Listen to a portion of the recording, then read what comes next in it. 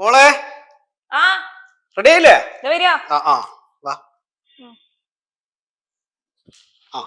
ഇപ്പൊ ജീൻസ് ആണല്ലോ. നന്നായിട്ടുണ്ട്, അടിപൊളിയായിട്ടുണ്ട്. ഞാനല്ലേ സൂപ്പറല്ലേ? സൂപ്പറായിട്ടല്ലേ? പിന്നെ ആ മുണ്ടിന്റെ കാര്യം കറക്റ്റാക്ക്. ഓക്കല്ലേ? നൂല് പൊന്തിട്ടുണ്ടല്ലേ? ഇവരെങ്ങടാ? കല്യാണത്തിന്.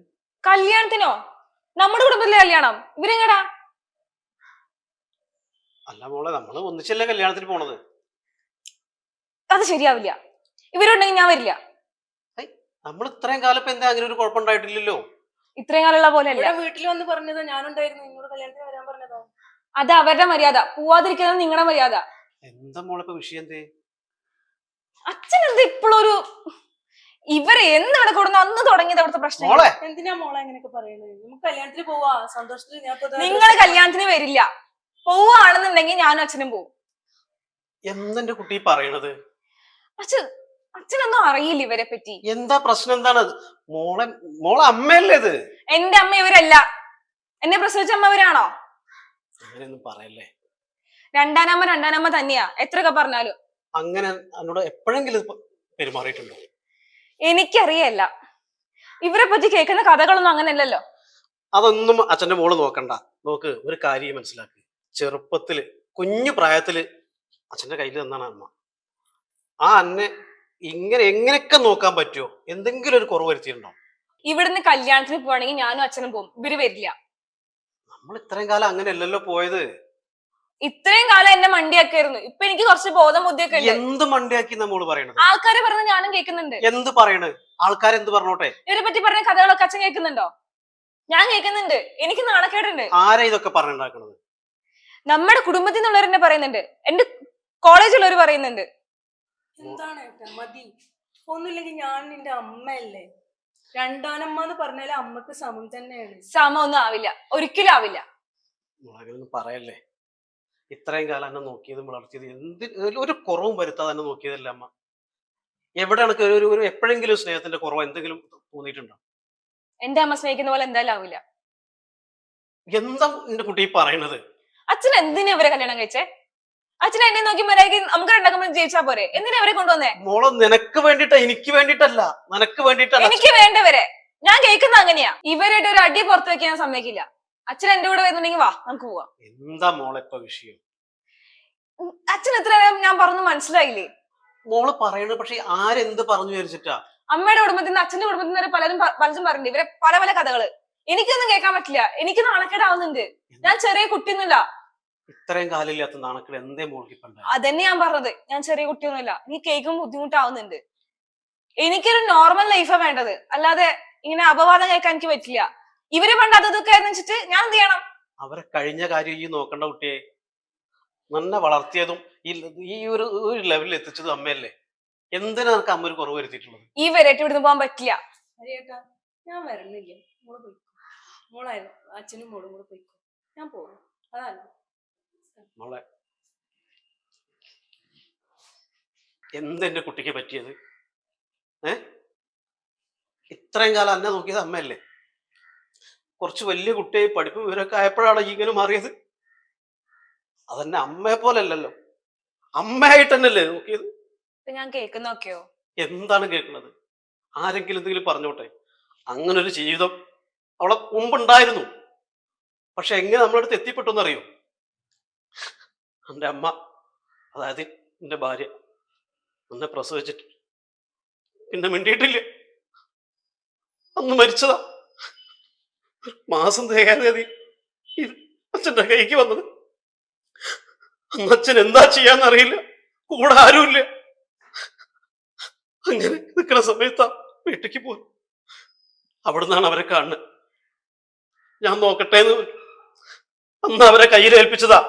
അന്നെ ഒരു മുഖം പോലും ശരിക്കും വെച്ചാൽ അത്രയും കുഞ്ഞ നിന്നെ ഇങ്ങനെ വളർത്തി വലുതാക്കി. നിനക്ക് ഓർമ്മ ഉണ്ടാ? നിനക്ക് വസൂരി ഒന്നും നിനക്ക് ഓർമ്മ ഉണ്ടാവില്ല. ഇല്ല, കാരണം അത്രയും ഓർമ്മയില്ലാത്ത പ്രായത്തിൽ എനിക്ക് വന്നു. അച്ഛനെ പോലെ നിന്റെ അടുത്ത് കടുപ്പിച്ചില്ല അവര്. ചുറ്റുമുള്ള ആൾക്കാർ ആ പരിസരം ഒന്നും വന്നിരുന്നില്ല. എന്നെ പോലെ ഒരു കടയ്ക്ക് പറഞ്ഞേക്കില്ല. കാരണം എല്ലാരും ഇത് പകരുമെന്ന് വിചാരിച്ചിട്ട്. സത്യം പറഞ്ഞ എന്റെ കുട്ടി പോയി എന്ന് വിചാരിച്ചതാ. അവിടുന്നാണ് ആ പാവം എന്നെ വളർത്തി വലുതാക്കി ഉണ്ടാക്കിയത്. എങ്ങനെ നോക്കിയെന്ന് പറഞ്ഞാൽ എനിക്ക് പറഞ്ഞു തരാൻ അറിയില്ല. അവരെ ഞാൻ ഒഴിവാക്കണം. ആരെങ്കിലും എന്തെങ്കിലും പറഞ്ഞു കേട്ട് അവരെ ഞാൻ ഒഴിവാക്കണം. ഒന്നുകൂടി അറിയണേ,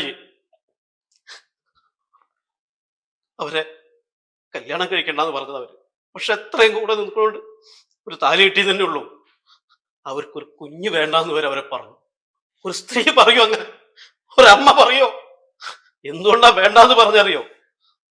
ഞങ്ങൾക്ക് ഇനി വേറൊരു കുഞ്ഞുണ്ടായ അത് നിനക്ക് വിഷമാവും വിചാരിച്ചിട്ട്, ആ സ്നേഹം ആ കുട്ടിക്ക് പോകും വിചാരിച്ചിട്ട്. അങ്ങനെയുള്ള അവരെയാണോ ഈ മോശ സ്ത്രീ എന്ന് പറയുന്നത്? അവരെ മനസ്സിനാണോ മോശം? എങ്ങനെയാണ് ഞാൻ പറഞ്ഞു മനസ്സിലാക്കേണ്ടത്? എന്റെ കുട്ടി ആരെങ്കിലും എന്തെങ്കിലും പറഞ്ഞു കേട്ടു ചിന്തിക്കരുത്. അന്നെ ഈയാക്കിയത്, അന്നെ പഠിപ്പിച്ചത് അച്ഛനായിട്ട് ഇങ്ങനെ നിന്നേ ഉള്ളൂ. എന്റെ അമ്മ നോക്കണേക്കാളും കൂടുതൽ അവര് നോക്കിയിട്ടുണ്ട്. നോക്കിക്കോ, ചിലപ്പോ സ്വർഗത്തിലിരുന്നിട്ട് നോക്കിക്കാണുണ്ടാവും. ഇതിലും വലിയൊരു ഭാഗ്യം ഒരു പെൺകുട്ടിയെ കിട്ടാല്ലേ. വേറൊന്നുകൂടി ഈ ഒരു മനസ്സിലാക്കണം, ഒരച്ഛന് ഒരു പെൺകുട്ടിക്ക് ചെയ്തു കൊടുക്കാൻ പറ്റാത്ത ഒരുപാട് കാര്യങ്ങളുണ്ട്. ഞാൻ മാത്രമായിരുന്നെങ്കിൽ എന്റെ പല കാര്യങ്ങളും എനിക്ക് ശ്രദ്ധിക്കാൻ പറ്റില്ല. ഒരു പരിമിതികൾ ഉണ്ടാവും. അതൊന്നും അറിയിക്കാതെ എന്ത് കാര്യത്തിനും എങ്ങനെ എനിക്കത് പറഞ്ഞു തരാന്ന് എനിക്ക് ഈ വലിയ കുട്ടിയാതല്ലേ, കാര്യങ്ങൾ അറിയണല്ലേ എനിക്ക്. എല്ലാ കാര്യങ്ങളും അമ്മ ഒന്നും ഒരാളെ അറിയിക്കാതെ ഇത്രയും കാര്യങ്ങൾ ഭംഗിയായിട്ട് നിന്ന് സ്നേഹിച്ചിട്ട് ഇപ്പൊ ആരോ എന്തോ പറഞ്ഞു കേട്ടിട്ട് പാവത്തിന് ഒരു വാക്കുകൊണ്ട് പോലും എന്നെ ചീത്ത പറയണം. എപ്പോഴെങ്കിലും ഞാൻ എന്തെങ്കിലും പറയുമ്പോ പോലും നിങ്ങൾ മിണ്ടല്ലേ, ഞാൻ നോക്കിക്കോളാം എന്റെ കുട്ടീനെന്ന് പറഞ്ഞിട്ട് ചേർത്ത് പിടിക്കണല്ലേ അല്ലേ? ഉച്ചയ്ക്ക് ഒരു ദിവസം ചോറ് തിന്നിട്ടില്ലെങ്കിൽ ഇവിടെ വിഷമിക്കണായി. ഞാനല്ലല്ല എനിക്ക് വിളിക്കല് കൂടുതൽ, ഈ പറഞ്ഞ എന്റെ അമ്മയല്ലേ. എന്ത് കാര്യത്തിന് വിളിക്കും, എന്തെങ്കിലും എന്നോട് ആവശ്യപ്പെട്ടിട്ടുണ്ടാ അമ്മയെ പറയാറ്, അശ്വിന വേണത്രേ, ഇത് വേണത്രേ. ചിലപ്പോ ഞാൻ പോലും അറിയാതെ എന്റെ കാര്യങ്ങൾ സാധിച്ചിട്ടുണ്ടല്ലേ. അങ്ങനെയുള്ള അമ്മ എന്തിന്റെ കുട്ടിക്ക് പറ്റിയത്?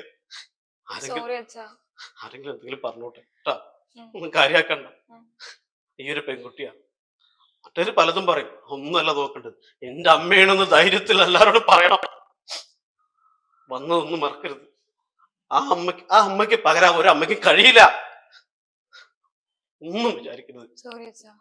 സാരില്ല, ഞാൻ എന്തൊക്കെയോ കേട്ടപ്പോ ഒന്നും സാരാക്കണ്ട. ഇനിയിപ്പോ ഞാൻ എങ്ങനെയാ അമ്മേനെ ഫേസ് ചെയ്യാം? ഒന്നും വിചാരിക്കണ്ട. എന്റെ കുട്ടി എന്നെ വിളിക്ക, കുട്ടി വിളിച്ചാ വരും. അച്ഛനെ കൊണ്ട് അച്ഛൻ വരാം.